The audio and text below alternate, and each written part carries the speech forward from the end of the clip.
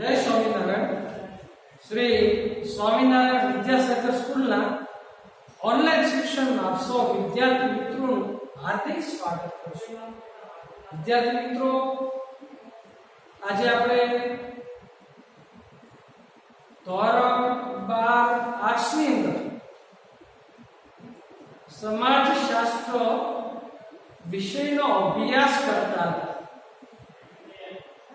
આપણો જે બીજો પાઠ ભારતીય સંસ્કૃતિ અને સમુદાય એમનો આપણે અભ્યાસ કરતા હતા. એમાં આપણે આગળ જોયું હતું કે ભારતીય સંસ્કૃતિ એ વિશ્વની શ્રેષ્ઠતમ સંસ્કૃતિ ગણવામાં આવે છે. ભારતીય સંસ્કૃતિને ભાતીગળ સંસ્કૃતિ ગણવામાં આવે છે, કેમ કે ભારતના લોકોનો ખોરાક, પોશાક, રહેઠાણ, ભાષા, બોલી, રીત રિવાજો આ તમામ બાબતોની અંદર અલગતા પણ જોવા મળે છે, એટલે ભાતીગળ સંસ્કૃતિ કહેવામાં આવે છે. વિશ્વની અંદર ભારત એક સમૃદ્ધ દેશ હતો, એટલે વિશ્વની ઘણી વિદેશી પ્રજાઓ ભારતમાં આવી સ્થાયી થઈ અને એને કારણે એક ભાતીગળ સંસ્કૃતિનું નિર્માણ થયું. તો વિદ્યાર્થી મિત્રો, આપણે વૈવિધ્યની વાત કરતા હતા, સમુદાયની વાત કરતા હતા કે ભારતની અંદર જુદા જુદા સમુદાયો છે. જેમ કે ધાર્મિક સમુદાય હોય, ગ્રામીણ સમુદાય હોય, શહેરી સમુદાય હોય કે આદિવાસી સમુદાય હોય. તો ધાર્મિક સમુદાયની અંદર આપણે પહેલા હિન્દુ સમુદાયની વાત કરી કે જેમની ટૂંકનોંધ 3 માર્ગમાં પૂછવામાં આવે છે. હિન્દુ સમુદાય વિશે જોયું કે એક વિશિષ્ટ પ્રકારની એ સામાજિક વ્યવસ્થા ધરાવે છે. હિન્દુઓનું જ્ઞાતિ વ્યવસ્થા એ એમનું ખૂબ જ મહત્વનું વિશિષ્ટ લક્ષણ ગણવામાં આવે છે. હિન્દુ સમુદાય અને શીખ સમુદાય બે જ સમુદાયની અંદર આપણને જ્ઞાતિ વ્યવસ્થા જોવા મળે છે. અન્ય સમુદાયની અંદર આવી જ્ઞાતિ વ્યવસ્થા જોવા મળતી નથી. આપણે આજે મુસ્લિમ સમુદાયની વાત કરવાની છે, તો એના 2 પંથો છે, શિયા અને સુન્ની. આ 2 પંથો મુસ્લિમ સમુદાયમાં જોવા મળશે, પણ જ્ઞાતિ વ્યવસ્થા નથી. આપણે હિન્દુ સમુદાયમાં જોયું કે હિન્દુ સમુદાય એક કરતા વધારે ઈશ્વર છે, એટલે કે એકેશ્વરવાદમાં માનનાર સમુદાય છે. જુદા જુદા ઈષ્ટદેવો, દેવી દેવતાઓની પૂજા ભારતના લોકો કરતા હોય છે, જ્યારે મુસ્લિમ સમુદાયની અંદર એકેશ્વરવાદ એટલે કે અલ્લાહ એક જ ઈશ્વર છે એવું માનવામાં આવે છે. તો આપણે આજે હિન્દુ સમુદાયની વાત કરી કે દિવાળી, નવરાત્રી, ગણેશ ચતુર્થી, હોળી, ધૂળેટી જેવા તહેવારોની ઉજવણી હિન્દુ સમુદાયમાં કરવામાં આવે છે. આજે આપણે મુસ્લિમ સમુદાયની વાત કરીએ. સમગ્ર ભારતમાં ઇસ્લામ ધર્મના અનુયાયીઓ જોવા મળે છે. આપણે જોઈએ કે ભારતમાં પણ મુસ્લિમોની સંખ્યા ખૂબ વધારે જોવા મળે છે, એટલે કે લઘુમતીઓમાં સૌથી મોટો ધર્મ એ મુસ્લિમ ધર્મ છે. સમગ્ર ભારતમાં ઇસ્લામ ધર્મના અનુયાયીઓ જોવા મળે છે. તેઓ ધાર્મિક પુસ્તક કુરાન શરીફને ઈશ્વરનું શાબ્દિક સ્વરૂપ માને છે. મુસ્લિમોની ધાર્મિક ક્રિયાઓમાં નમાઝ પઢવી,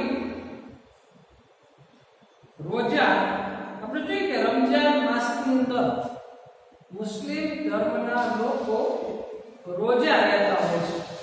એટલે કે એ અન્ન ખાતા નથી, સૂર્યની હાજરીમાં એ પાણી પણ પીતા નથી.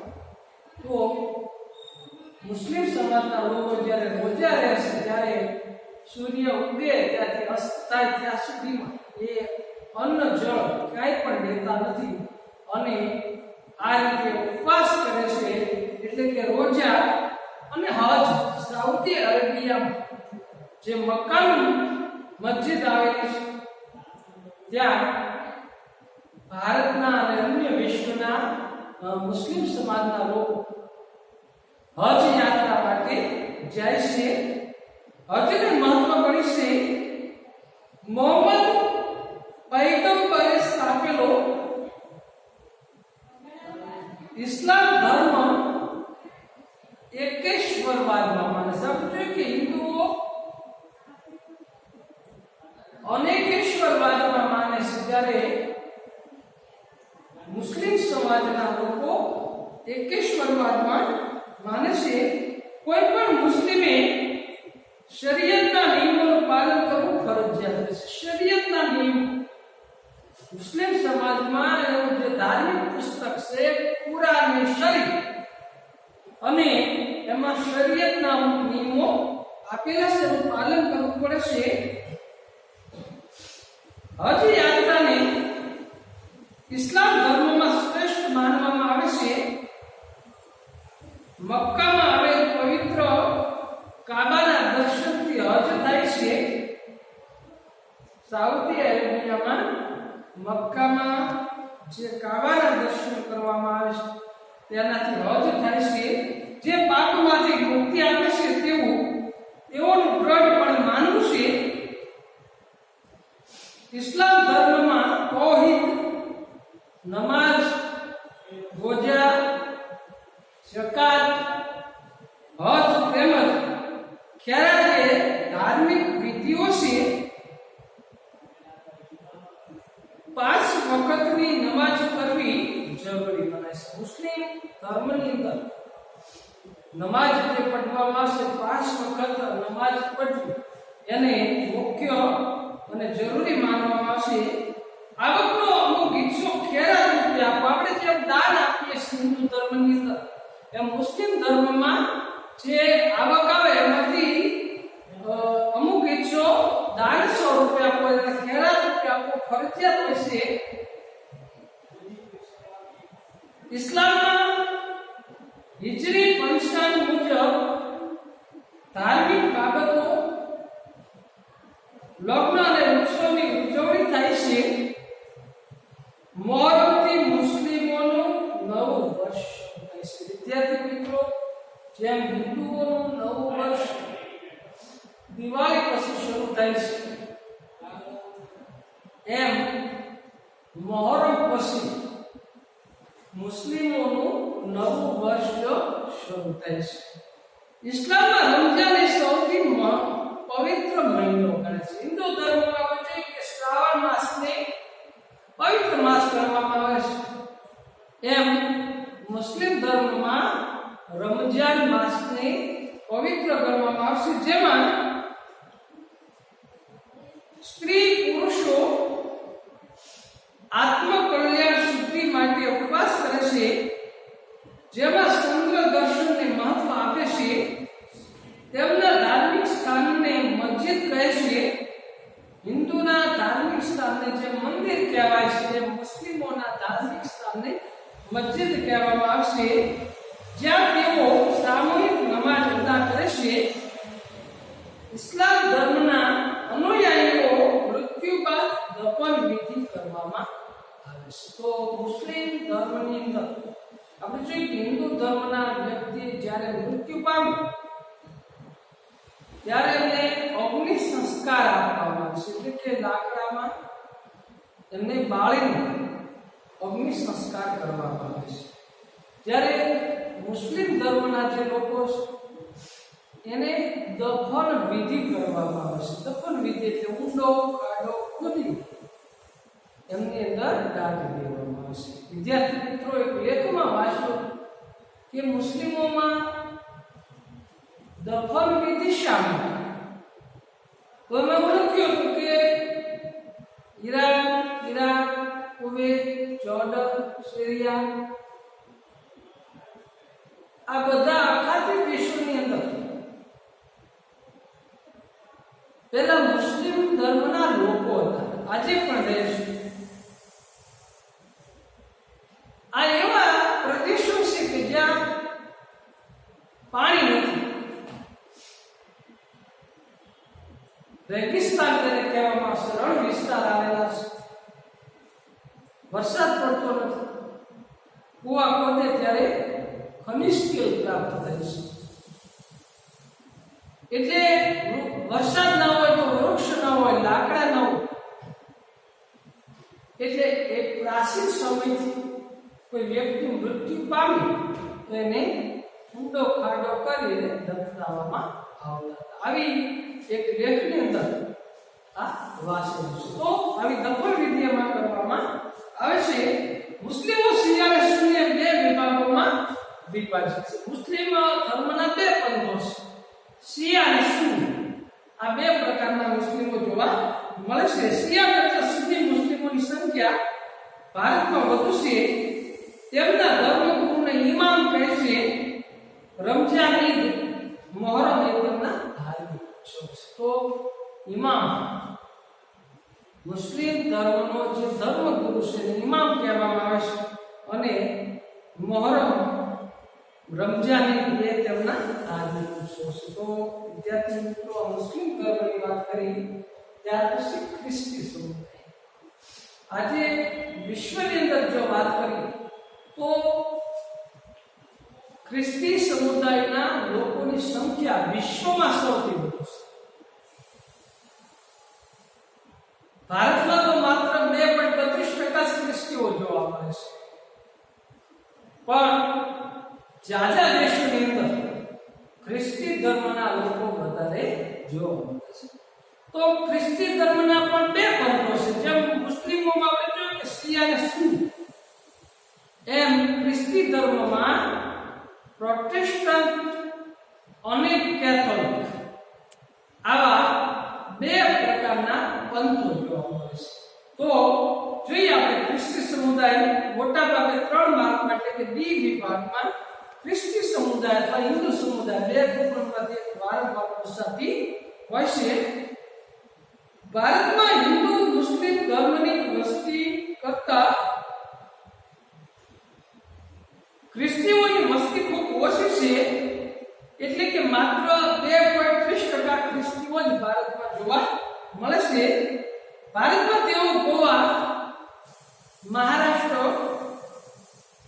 અરુણાચલ પ્રદેશ, કેરળ અને તામિલનાડુમાં મોટા ભાગે રહેલા છે. ભારતીય ખ્રિસ્તીઓ મુખ્યત્વે રોમન, કેથોલિક અને પ્રોટેસ્ટન્ટ તેમજ અન્ય સાંપ્રદાયિક ચર્ચમાં વિભાજિત થયેલા છે. તો ખ્રિસ્તી ધર્મનું ધર્મ પુસ્તક બાઇબલ છે. એટલે કે બાઇબલ તેમનું ધર્મ પુસ્તક છે. ખ્રિસ્તી ધર્મમાં ઈસુ ખ્રિસ્તને ઈશ્વરના પૈગંબર તરીકે માનવામાં આવે છે. તો ઈસુ ખ્રિસ્ત આપણે જોઈએ કે ઈસવીસનની શરૂઆત ઈસુ ખ્રિસ્તના જન્મ સમયથી કરવામાં આવે છે. એ પહેલાના સમયને ઈસવીસન પૂર્વે કહેવામાં આવે છે. ઈસુ ખ્રિસ્તના ઈશ્વરના પૈગંબર તરીકે માનવામાં આવશે. તેમના ધર્મસ્થાનને ચર્ચ તરીકે ઓળખવામાં આવે છે. ખ્રિસ્તી ધર્મના મુખ્ય 3 સિદ્ધાંતો છે. બે માર્કમાં પૂછાય કે ભાઈ ખ્રિસ્તી ધર્મના મુખ્ય સિદ્ધાંતો ક્યાં છે? તો 3 સિદ્ધાંતોમાં પહેલું છે ઈશ્વરના પુત્ર અને સંદેશાવાહક તરીકે ઈસુ ખ્રિસ્તમાં શ્રદ્ધા અને વિશ્વાસ રાખવો.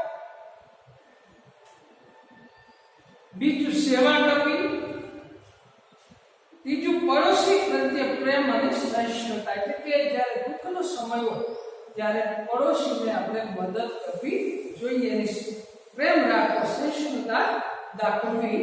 ભારતમાં કેથોલિક સંપ્રદાયના ખ્રિસ્તીઓની સંખ્યા વધુ છે. ખ્રિસ્તીઓના ધર્મગુરુને પોપ કહે છે. આપણે જોઈએ કે મુસ્લિમોના ધર્મગુરુને ઇમામ કહેવામાં આવે છે, તો ખ્રિસ્તીઓના ધર્મગુરુને પોપ કહેવામાં આવે છે. જે પ્રત્યેક ધાર્મિક બાબતોમાં મહત્વની ભૂમિકા ભજવે છે. પ્રોટેસ્ટન્ટ સંપ્રદાયમાં જુદા જુદા ચર્ચ મહત્વના હોય છે. કેથોલિક સંપ્રદાયના ખ્રિસ્તીઓ ધાર્મિક તીર્થયાત્રા કરે છે. તેમના ધાર્મિક સ્થળ મુંબઈ અને કેરળનું અર્નાકુલમ છે. રોમન કેથોલિક ખ્રિસ્તીઓમાં ચર્ચમાં બિશપ દ્વારા જુદી જુદી પવિત્ર વિધિઓ કરવામાં આવે છે. લગ્ન વિધિ ચર્ચમાં ઈસુ ખ્રિસ્તનું જે ધાર્મિક સ્થળ છે એને ચર્ચ કહેવામાં આવે છે, અને ધાર્મિક પુસ્તકને બાઇબલ અથવા નવો કરાર કહેવામાં આવે છે. અને લગ્ન વિધિ ચર્ચમાં પાદરી દ્વારા થાય છે. નાતાલ, ઈસ્ટર,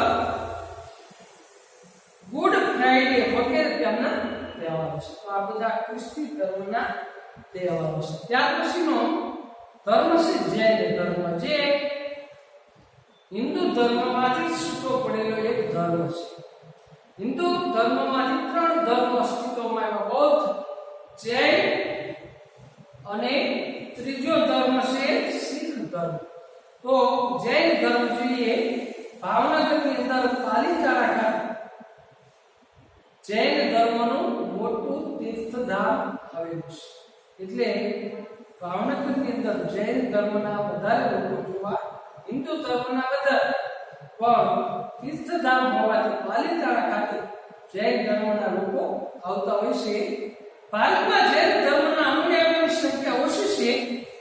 તેઓ મોટા ભાગે ગુજરાત, મહારાષ્ટ્ર અને રાજસ્થાનમાં રહે છે. ભારતના પ્રાચીન ધર્મોમાં જૈન ધર્મની ગણના થઈ છે.